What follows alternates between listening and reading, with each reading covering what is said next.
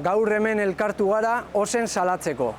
Herri hau egunero eta gure esfortzuz eraikitzen dugun langileak gero eta pobregoak garen bitartean, banku eta enpresa energetiko handiak gero eta beratzagoak dira. Gero eta beratzagoak gure kontu.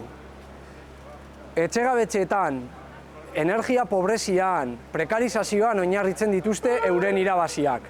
Sostenga ezina da Repsol, Iberdrola, Santander, BBVA eta horrelako enpresa handietako goikargudunek milioiak eta milioiak irabazten dituzten bitartean, zerbitzu publikoak prekarizatu eta gero eta jende gehiago pobreziara kondenatzea. Nahikoa da langileriak sortutako aberastasuna lapurtzetik. Nahikoa da gure esfortzua parasitatzetik. Bada garaia erreforma fiskal sakon bat egin eta aberastasuna era justuan bana dadin.